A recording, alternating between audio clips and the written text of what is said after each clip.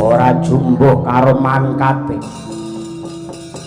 Bareng tumeka ning repat kepanasan Kahyangan Suralaya Wadyabala saka Kiskendha mung ngrembyah kakehan cacah ngreda kakehan jiwa. Yen ora patih lembu sora sing manjing palagan ora bakal rampung perkara iki para prajurit. Bulung ana genderamu bongkok ana gamanmu. Aku sing bakal magut suraning driya. Ayo dewa sapa sing maju bekuk ceklek boyokmu.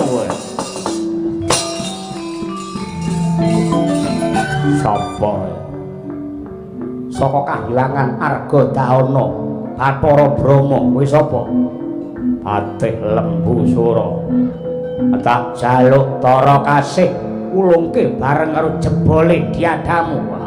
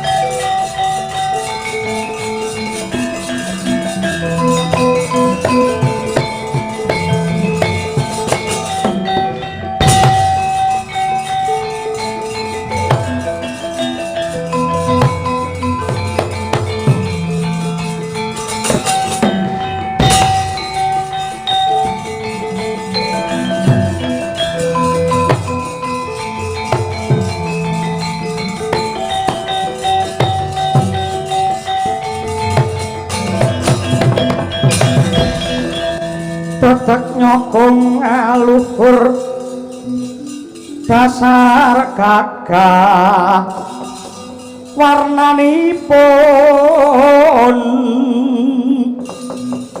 Kanjeng Sri Narapati Raja kang ngabala ratu Kumapota maneka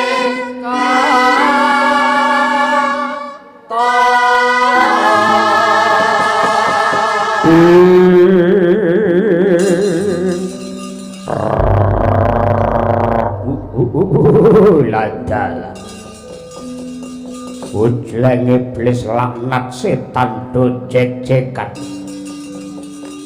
mengkuto patih lembu suro kalau nuwun wonten timbalan ingkang adawuh sinuwun Prabu Mahesa Sura Kopata darunane kuwi adoh ndak awe cedhak saya ndak raketake nadyanto panjenengan ingsun Prabu Mahesa Sura wis dadi ratu ana ing negara Guwa Kiskendha Nyakrawati Baudendha kecah bondo kemul kamukten nanging rasaku durung marem batinku durung tentrem lamun to durung bisa nggarwa tetungguling para hapsari ing Kahyangan Suralaya hatmajane pukulun Bathara Indra ingkang awangi Bathari Tara Kasih ndak lali-lali saya kadriya aku wis edan kepayang ngengkleng bingkleng anglamong kesandung wuyung kelawan Bathari Tara Kasih nadyanto akeh widodari sing ayu nanging ya mung Bathari Tara sing pinter jiret jantungku teh inggih lajeng keparengipun paduka ingkang sinuwun kados pundi kula cemadhong dawuh aja wedi kangelan ripalungguhan kangge mudandan aja kekendhoni kepara malah kenceng ana nganti prawadya bala ingkang atos balunge ulet kulite biliyen sing gamben-gamben kowe munggah kayangan nyuwuna karo para dewa mboyongi Bathari Tara Kasih yen nganti dewa manggahi Purba Wasesa tak pasrahke kowe dadekno Karang Jingga Kahyangan Suralaya te Nggih yen tetela kados mekaten boten langkung sendika ngestakaken dawuh lajeng kula dipun keparengaken bidhal benjang menapa Kanjeng. Nadyan sambung obor colok lintang rambatan pundak. Nadyan to wancine barat riris kowe budhal ya teh. Nggih nyuwun tambahing pangestu Kanjeng.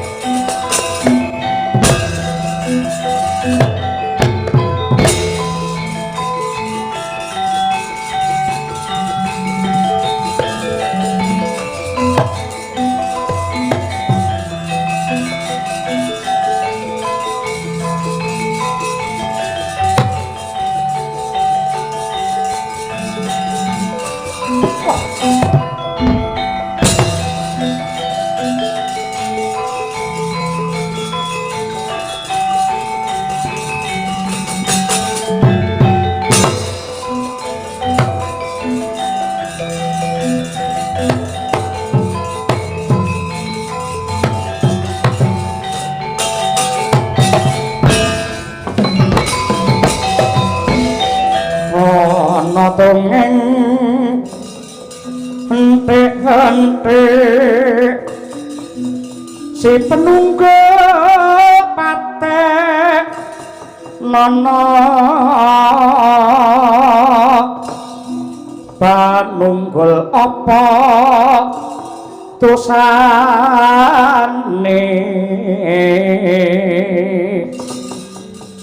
wani ngungkulisa sama aja di ndak kewalat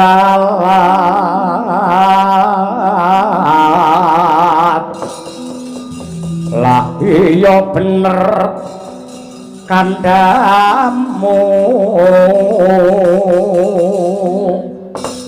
lah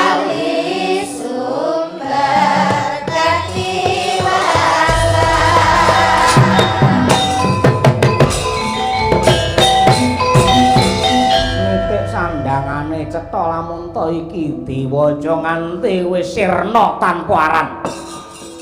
Ngaku kowe dewa sapa lan mijil saka kahyangan ngendi?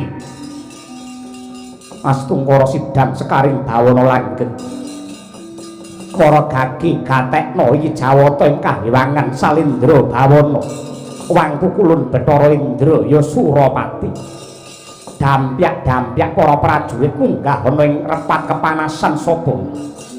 Muri saka negara Gwakis Kendho. Kesete sesembahanku Prabu Maesasura dene jenengku tumenggung kumandang garba.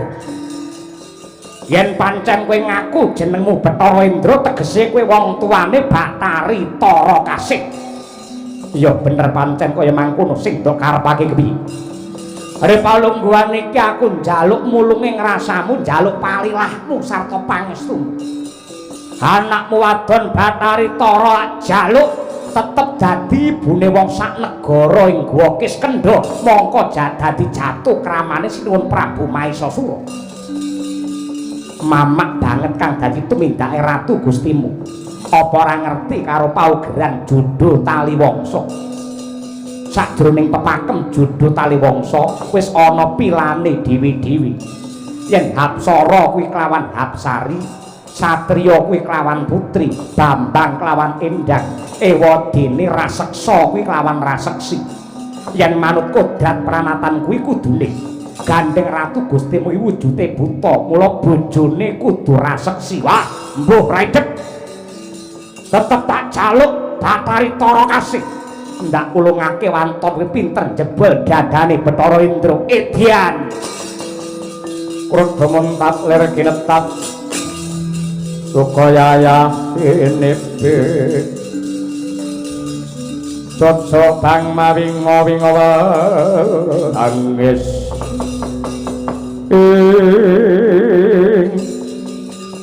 Si keparap murang tata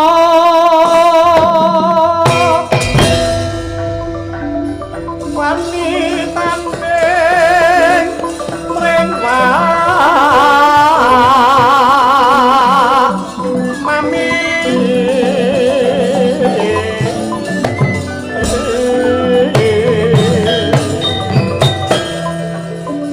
maju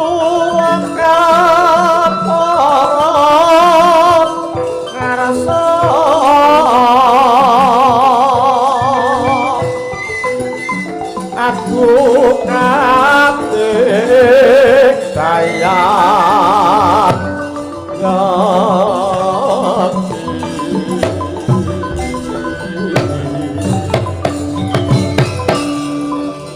engkau maju nulis tau tandeng cito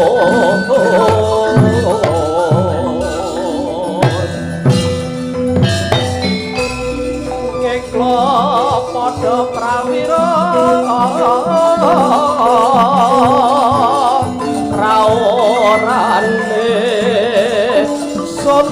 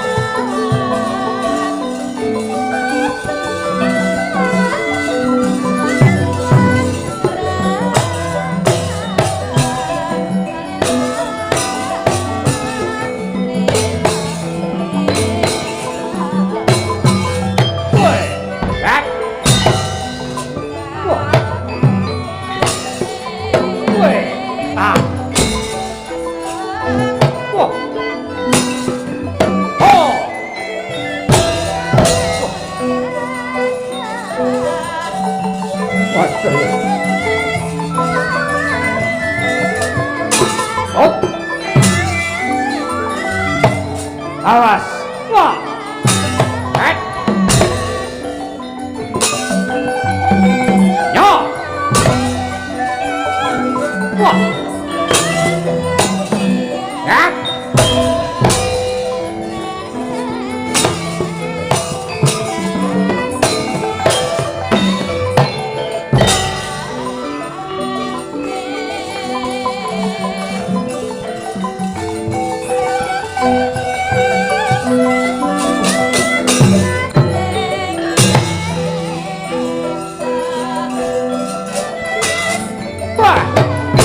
Ya.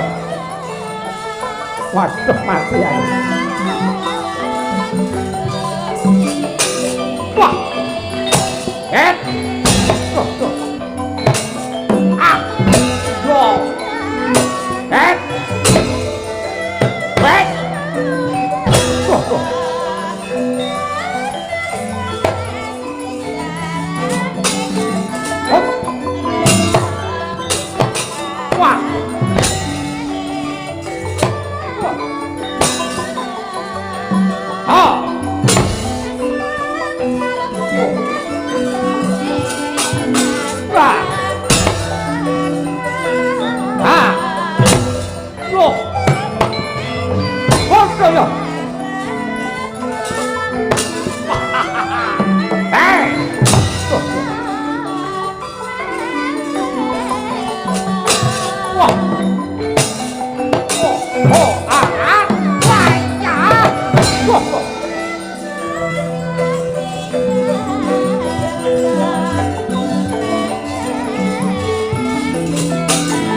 Wah.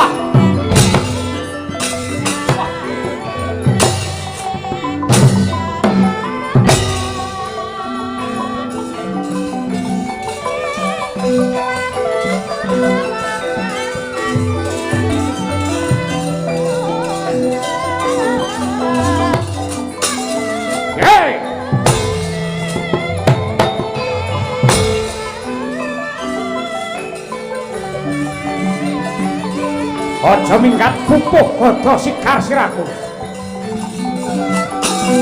Ah. Wah. Ah. Ah. Lo edan dadi gondel ya. Lah. Weh.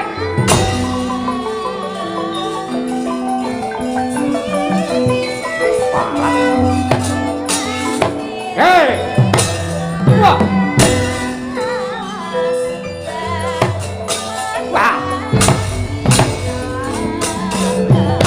Wih, Jan! Mampuh meniparan! Wah! Wah! Wah!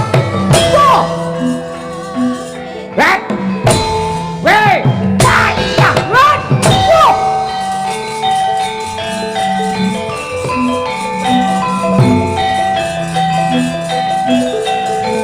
Waduh, wah,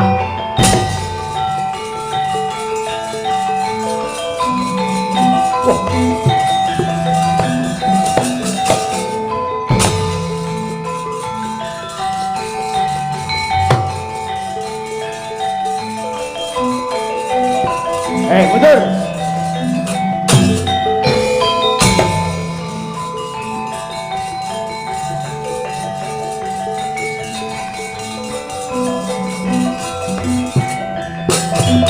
Sapa? Bathara Tantra kowe sapa? Temenggung bintang samudra. Janji Batari Tari ora dipasrahke Karang Abang Suralaya. Maju. Hat. Wah. Lho. Oh. Dian. Wah.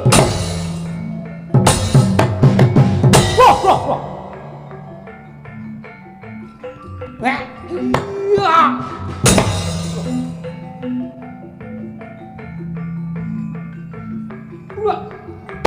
Ah. Wait. Wait. Wah.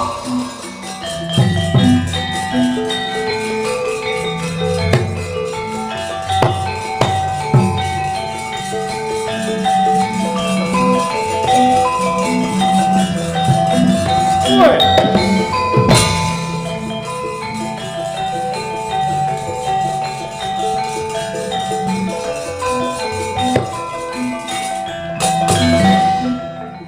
cilik sapa iki? Takon karo aku. Bathara Penyarikan. Kowe sapa? Mbara Nangga. Citos dadi glepung kowe. Nyepeleke karo dewa cilik. Tak sambi sila tumpang nggo gateng si gandasmu. Lho. Hah? Hah? Tandak kowe lho. Weh.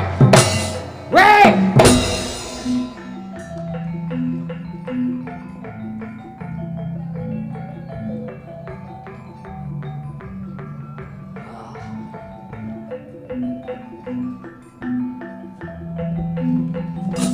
Hah? Oh. Loh. Hah? Weh. Hit. Ha. Loh. Hot. Ha. Ha. Hey. Ha. What? Whoa.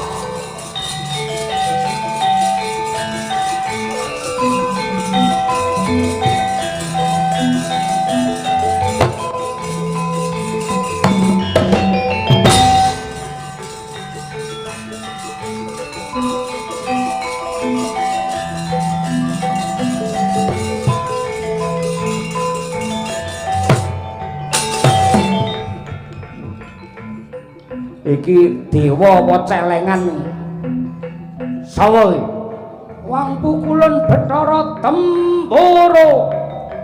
Oh, Temboro, ora Temboro ning Temboro. Temboro. Nah. Ayo. Arwani karo dewa. Deni apamu? Maju para ngarsa. Sayuta mara sagete urip. Ampian kaya wong Jawa rebutan kaya menjangan mati ora bakal gigrek uluku salombo. Ayo maju lakon mati dening kowe aku. Piye? Maju para ngarsa lakon mati dening kowe aku. Walik lakon mati dening aku kowe. Pancen tak walik. Aku dadi dewa nyatane uripku ya susah, luwih becik mati tinimbang urip ya dioyak-oyak kredit. Dewa kredit barang samben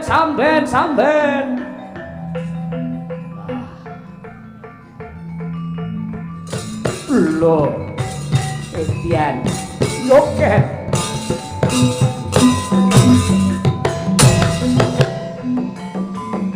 Edian lele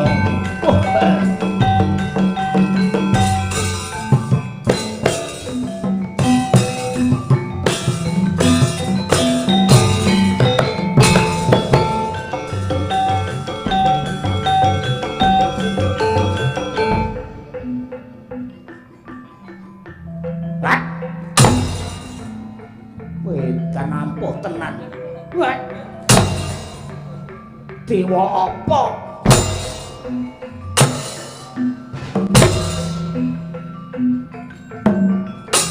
Loh. Hah?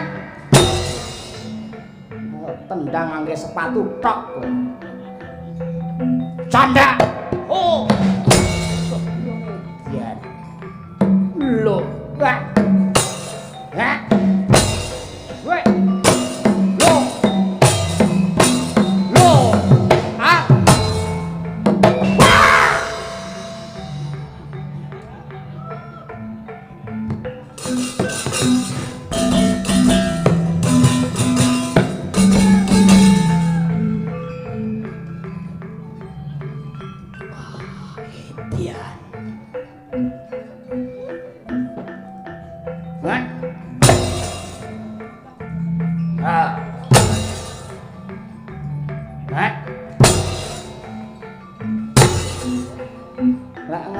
Sirah mesti pecah, aja ngantem drodo. Sirmu piye? Lek pancen kowe satriya prawira, aku ngantem ndasmu ping 3 rampung kuwi kowe ngantem ndasku ping 3 wani apa ora wani ae bagus aku dhisik siap oh pecah ndasmu siap ambruk ora ambruk ambruk dikongkon kurang pindho tendangan tanpa bayangan Jet Li mejet bola bali ayo ndang antem bunyal banyak sedo pisan kas iki kena bongko kowe piye ora apa-apa ampuh tenan tak dongake Ki Hati Satria Prawira prajurit sing utama besok matimu munggah swarga wis ya kusik kok wis piye aku ora ngantem diasmu aku wis kalah ora iso kene niku ora pecah ndase kopior polone muncrat getiak gurone kowe aja meden-medeni ngono ngantem ndang ngantem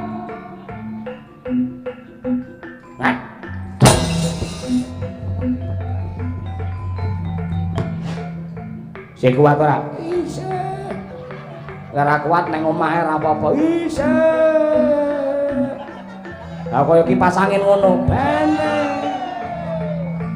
pindho oke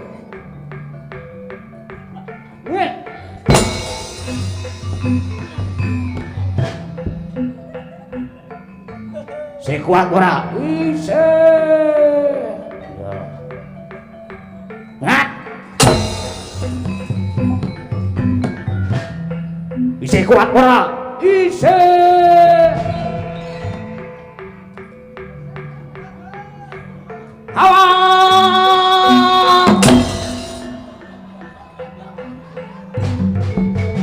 gowo poi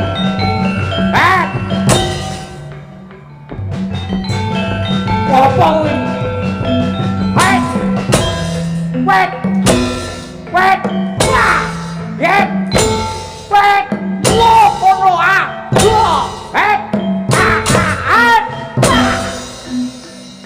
sawangan iki ho hai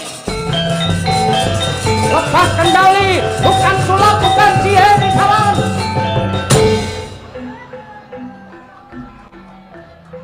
temburu dolanan apa sing iso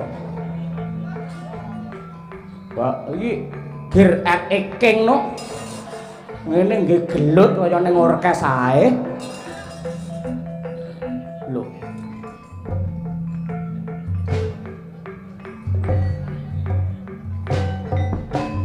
wah apik belok tenan parat wah keserimpet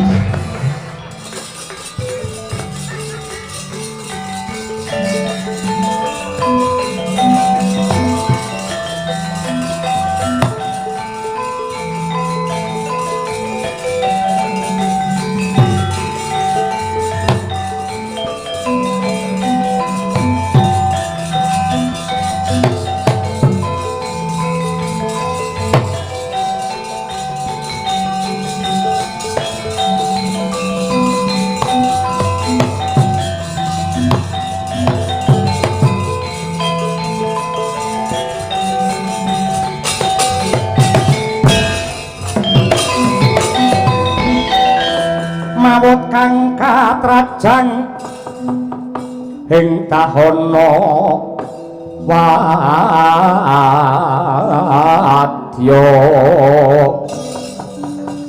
sangkep kaprabon prang kang abramarkata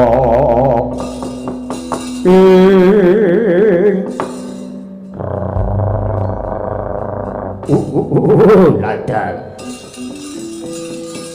ora jumbuh karo mangkate bareng tumeka ning repat kepanasan kahyangan Suralaya Wadyabala saka Kiskendha mung ngrembyah kakehan cacah ngreda kakehan jiwa yen ora patih Lembu Sura sing manjing palagan ora bakal rampung perkara iki para prajurit. Gulung ana genderamu bongkok ana gamanmu ha. Aku sing bakal magut suraning driya ayo dewa sapa sing maju bekuk ceklek boyokmu.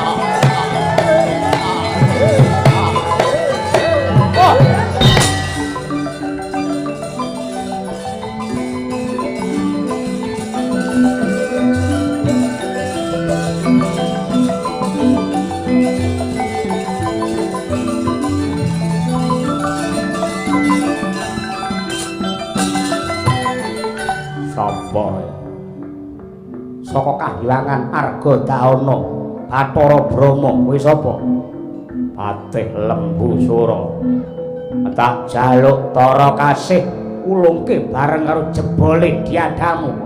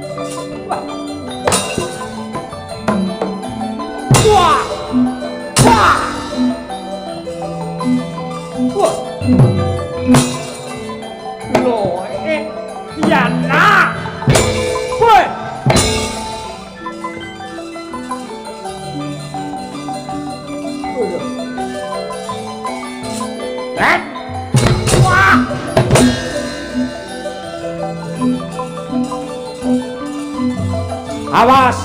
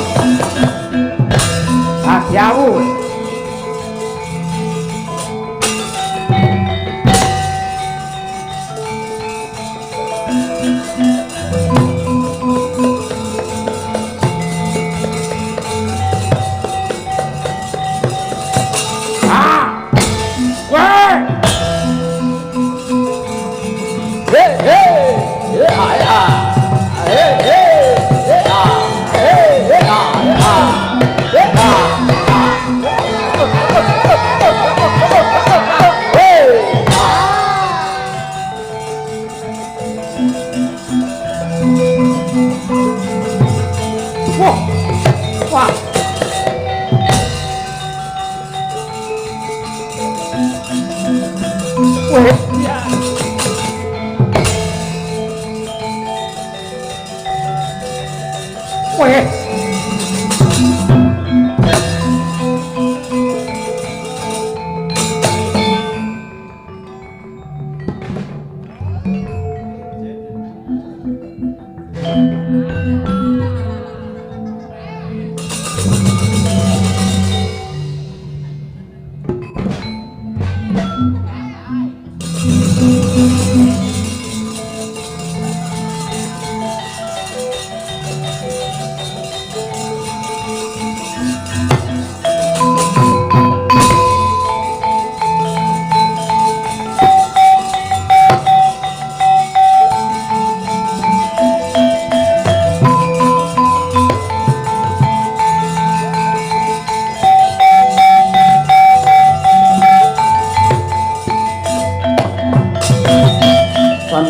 Mregut ngembat watang ngraposo mungsuh sangkep jojo kantaran bau saya abdi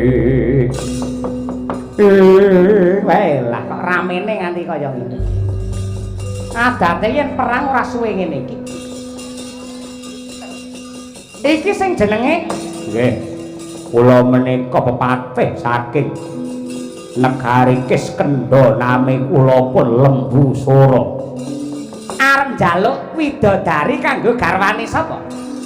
Batari Tara Kasih kula suwun kangge jatuh kramanipun Gusti kula Prabu Maesasura. Nah, tak kandhani ya Lembu Sura.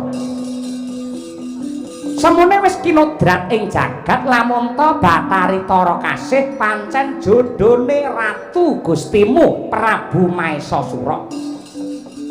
Ning kabeh kudu nganggo wektu, kabeh kudu nganggo wanci, ora kok njur grusah-grusu kaya sakarepmu dhewe ngono kuwi. Ingkang dipun keparengaken kados pundi? Yen pancen Batari Tara menika jodhonipun sesembahan kula. Kula nyuwun pundi Batari Tara badhe kula boyong dhateng Kiskendha. Mengko dhisik ngentenana titi mangsa ingkang prayoga. Dina iki kepeksa jeneng kita ndak tundung baliya marang prajamu matura karo ratu Gustimu. Ing besok ya, eling-elingen ing besok dinane ya kuwi Anggara Kasih. Anggara Kasih. Anggara Kasih menika napa? Anggara Kasih tegese Selasa Kliwon ya. Yen ana dina Anggara Kasih utawa Selasa Kliwon sasine Jumadi lawas. Lamun ana basa ing beling srengenge jedul saka kidul kuwi wanci palakramane Ratu Gustimu kelawan ya kuwi Tara Kasih. Mangke riyin sak bodho-bodhone Lembu Sura kula ngerti kalih bab pentung menika. Apa ana sasi kok Jumadi lawas. Tenggen kula sing jenenge Pak Jumadi niku riyen malah guru kula Rebat. Urusanmu iki sasine Jumadi lawas ning mboten tinemu nalar kok beling basa. Apa ana critane srengenge jedul kok kidul. Mongko srengenge niku mesti ngulon parane ngoten. Lagune mawon ngoten jedul kok kidul goroh. Lah, gara-gara piye iki? Dewa ki lamun netepake ora ana barang sing mokal. Mula kangge ngurmati rabine Ratu Gustimu kelawan Tara Kasih, iki mengko ya mung sedina kuwi tok. Srengenge jedul kok kidul, sesuk meneh ya kok etan meneh ngono. Ah, ngapusi. Yen kowe ora percaya karo dewa, ora percaya karo sapa? Upamane sing munggah kayangan iki Ratu Gustimu, Sang Maesasura mesti ngerti karo klebate tembunge si Narada. Kowe bingung mergo iki buta sing landhep dengkul pikirmu.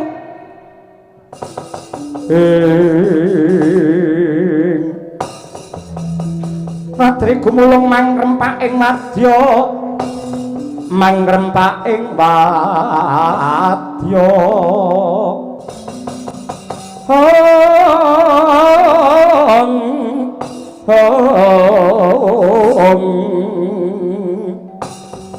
Magirireh ronanggono rananggono magawe gelar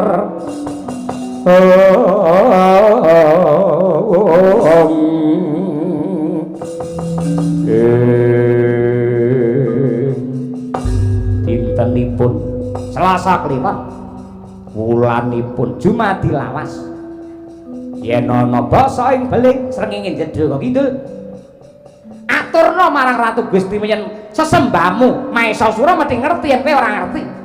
Oh mekaten. Ya. Inggih yen kula kados mekaten boten langkung sendika ngestakaken dawuh Bukulun. Matur nuwun katerangan ing sampun paduka paringaken dumateng kula daya-daya. Kula pun lembu sura nyuwun pamit. Ya, sing prayitna ngati-ati. Besok Selasa kliwon Jumadi lawas tak terke manten wedok ana negaramu Kiskendha. Nggih, matur nuwun.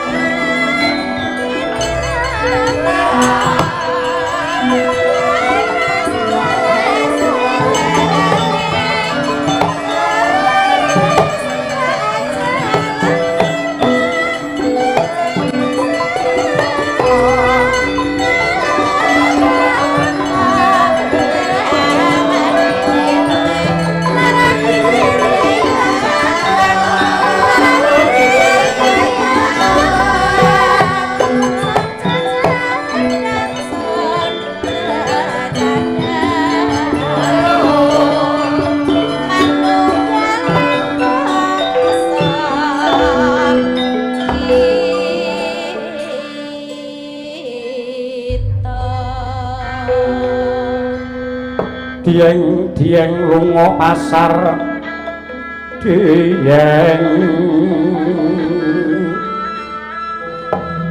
tukokno payung mudha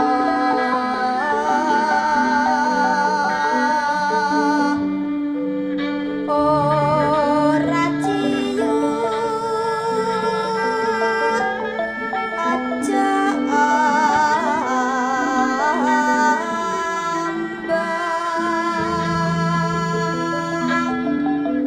ora ciyut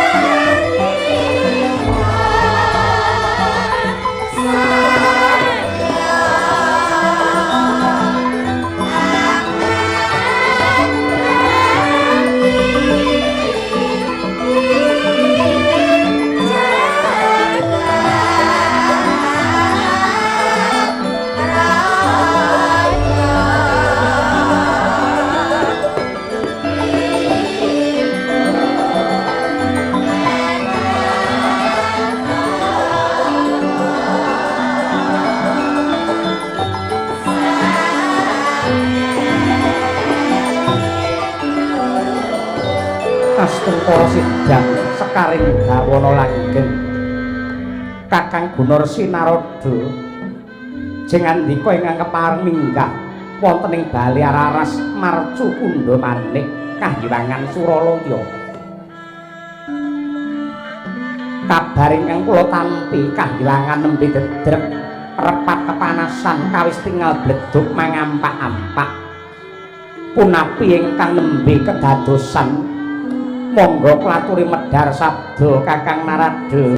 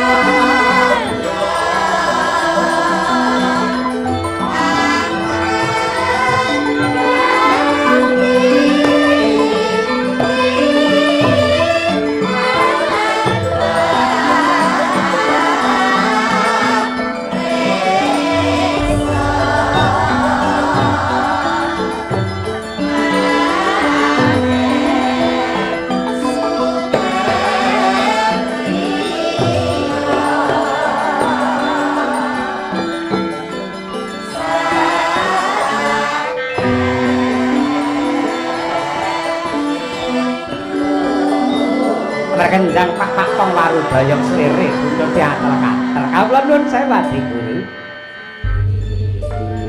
Kalian matur sisip nyuwun gunge samudra pangaksami leres ing dados dawuh paduwadi pramesti bilih. Hari paling wan samangke repat kepanasan alun-aluning para dewa nembe ke taman geger. Awit pangamukipun patih saking Guwa Kiskendha ingkang nama Lembu Sora nganti prawadya balanipun badhe nyuwun mantasane Hapsari Batari Tara kasih kinarya jatuh kramanipun Narendra ing Kiskendha nenggih Prabu Maesasura. Nadyan para dewa sami mboten kuwagang lan kalang kabut tanding kalian Wadyabala Kiskendha nanging kula sampun saged nindakaken apus krama sanggit rungsit rikadaya supados mendha pangamukipun Lembu Sora. Caranipun kula kandha lamun ta pancen Tara kasih menika jodhonipun Maesasura nanging kedah ngentosi titi mangsa ingkang prayoga dintenipun Selasa Kliwon sasi Jumadi lawas basa ing beling srengenge Jedhaka Kidul ning gandeng menika buta sing bodho mung akatok mboten ngangge akal mung otot tanpa ngangge otak pramila manut kemawon lajeng wangsul dhateng negarinipun.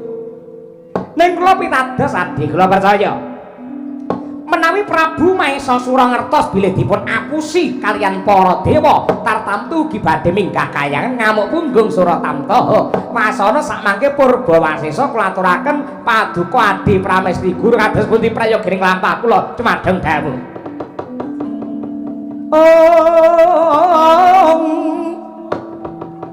Eka bumi dwi sawah Trigunung catur samudra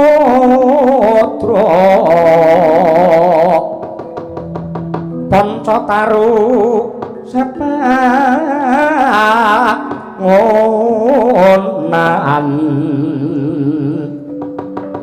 Sabta Pandita Hasta Tawang Nawa Dewa Dasaratu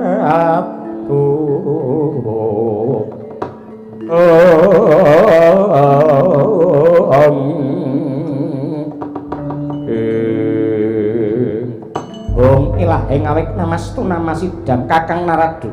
Kados pundi Adi?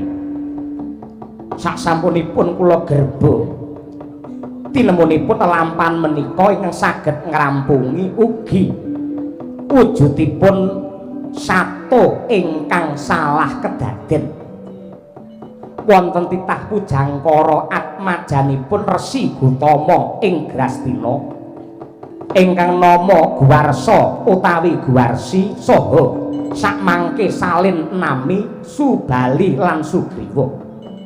ingkang nindakaken tapa ngalong wonten ing wana Sunya Pringgo. Kula kinten namung riwanda kekalih kala wau ing saged ngentasi damel. Nah, lajeng samangke ingkang badhe katindakaken kula nyuwun tulung sepisan malih dumateng Kakang Narada kula aturi tumurun pring Marcapada jemujug wonten ing wana Sunya Pringgo. Maringi kawibawan sarta pakurmatan kapitayan dumateng titah kekalih kala wau Subali lan Sugriwa supados dados jagone dewa tumuju dumateng Kiskendha ngrampungi angkaraning kahiwangan inggih Prabu Maesasura lan patihipun Lembusura. Ngaten nggih dipinggih Kakang. Lajeng kula bidhal benjang menapa? Saya rikat malah langkung prayogi. Daya-daya kula nyuwun pamit nggih Diki. Mugi-mugi kalih saking bebaya Kakang.